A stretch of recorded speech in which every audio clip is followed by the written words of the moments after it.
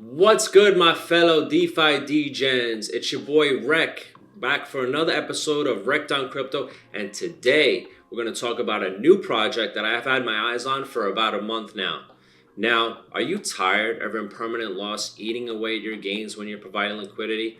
Fear no more, LPX is here, and today we're going to dive right into the platform, right from the deep end. So let's get right into it. So let's talk about exactly what LPX is. LPX is the decentralized protocol powerhouse built on the Pulsechain blockchain as part of the Plusx ecosystem. Initially, this was launched as a single-sided automated market maker and liquidity management tools. It allows users to provide liquidity to these pools without pairing the tokens traditionally, like with standard automated market makers such as Pulsex or Uniswap. Instead, LPX uses zones to automate buys and sells based on price volatility. This protects obviously against impermanent loss, but also generates yields. It's accessible in the LPX dApp, as you see here at plusx.app, where users can swap tokens, stake, and even manage strategies, as you can see down here, which we'll dive into right now. So let's kick it off with single token liquidity provision. And this is obviously what excites me the most, where you deposit one token and you earn yields from the trading fees and rewards. Right now on the LPX dashboard for this protocol, you have a limited amount of options for now, but the devs have said that in the future you'd be able to customize it a little bit further. And how this whole thing operates is a thing called a no trade zone. This is a customizable price range where you could set as low as 0.02 to 100%, and the protocol will actually wait for volatility before executing trades and minimize risk. And a little fun fact about that, it doesn't necessarily kill momentum. It actually waits for the trend to mature before it starts deploying those funds and trading and all that stuff. So that's extremely useful for those looking to accumulate their favorite ticker in a very efficient way. So now the protocol operates in two ways when it's actually buying and selling. So if you check out down here, there's the fund token. Pretty much what this is the token you are providing 100% of the token for. That's the coin you want to accumulate. And the anchor token is kind of the muscle, the powerhouse that's going to be buying your fund token at discounted rates. So when the price falls out of this no trade zone, or below or above, it'll start buying or selling based on the volatility and the momentum where it's going. So there's obviously a lot of different variables that go into this, but what will happen is as the price starts going up, let's just say in this example, incentive token, INC. If this price starts going up, it'll start selling it for a DAI, which is a stable coin that's pegged to $1. When the price starts dipping, it won't necessarily pick it up right away, but it'll essentially wait for the market to kind of make a local bottom to start deploying the funds. And then when the price goes up, and it just keeps going back and forth. And now I know what you're thinking. Well, this is just going to be, killing pumps and not letting the price to dump more or whatever the case is.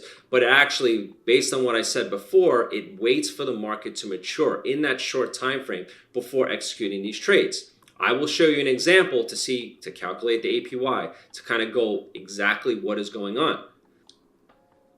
So on the LPX user interface, for INC, because that's what I use for this example, it's advertising a 17.2% APR, which is very good. And if anyone knows me, I like to crunch the numbers. I like to invest my own money to see exactly what the numbers are. Fortunately enough, I actually took the liberty to make this simple little Google sheet to kind of go over my journey through LPX so far, especially in the single-sided liquidity providing. So to start off, I deposited 10,779 INC tokens on 11/15/2025, which is almost 10 days ago. And obviously I had to put up $7 worth of DAI. Right now, my current quantity of tokens that I could withdraw, 10,805. So my INC tokens actually went up in just 9 days. And I would also get $4.85 of DAI, which is a stable coin pegged to $1. And obviously the total variance between these two, minus what I started, is $16.98. And I know what you're thinking. Hey, that's not that much, but hey, I only put $8,000 and it's been 10 days. And I also have $7.94 of dividends and $1.85 of DAI as well. So that's, close to $10 as well, a little bit less. So I also withdrew $9.33, which is also being calculated into the APY. So the APY comes in for the variance value and also my dividends and what I claimed already. That comes out to 17.47, which is very close on what's being advertised on the site of 17.2.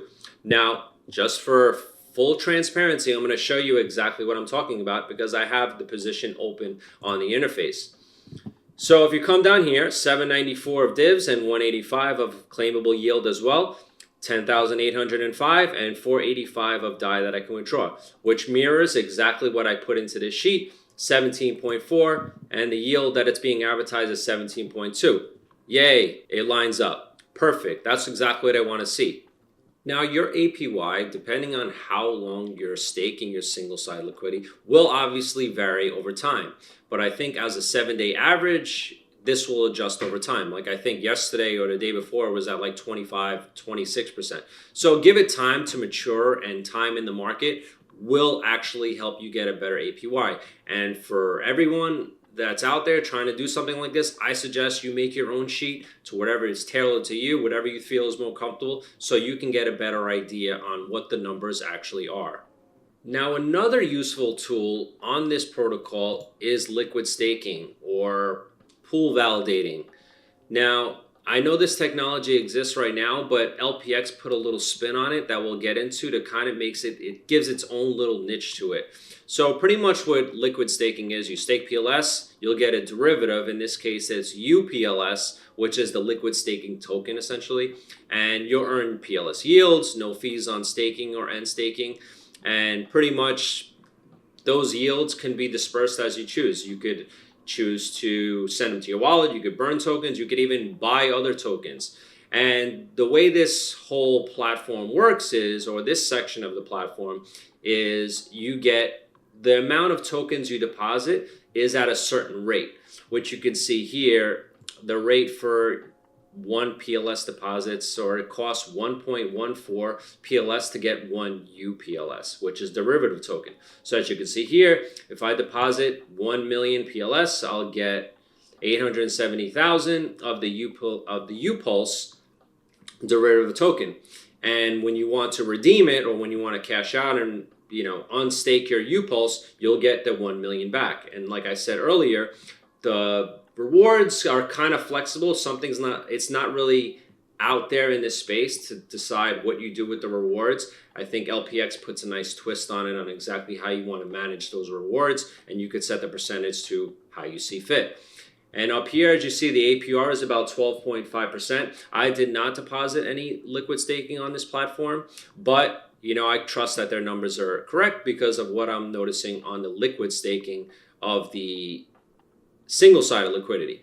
So that's something that I could probably trust for what it's worth.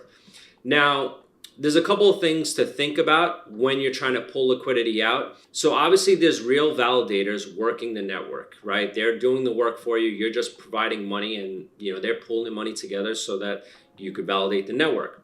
When you want to exit, let's just say you have 1 billion pulse that you want to withdraw.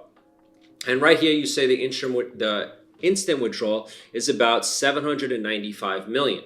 So obviously you're not going to get the tokens back right away. Real validators need to exit the network for you to get your pulse. It needs to become free and liquid, right? So 32 million pulse per validator. So whatever the difference is, you divide it by 32 million. That's how many validators need to get ejected from the system. You might need to wait 24 hours or 2 days, but eventually you will be able to get your PLS back.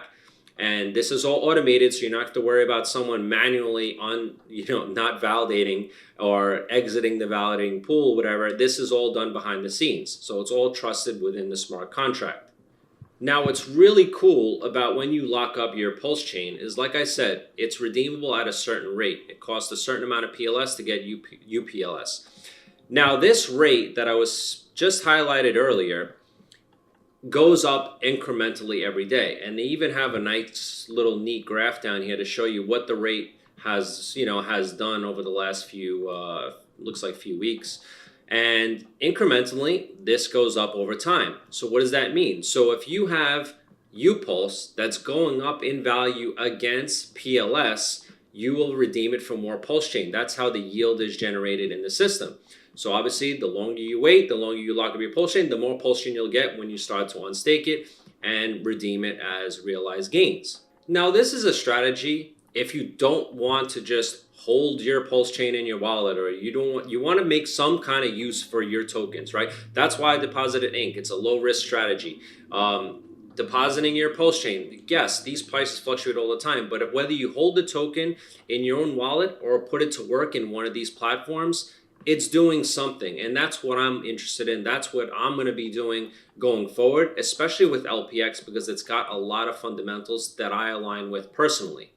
Now, they also have liquid loans and staking vaults, but for the simplistic of this video, I'm going to do that at a separate time, because that does come with additional risks due to bad loans and liquidations, if you're familiar with how those systems work. So we'll leave that complex up for another video. Also, what I wanted to talk about is UDEX. This is no fee swap trade tokens inside of LPX without swap fees, plus incorporated in an MEV protection. If you don't know what MEV is, that's miner extractable value. Pretty much what that is it shields users from front running and sandwich attacks.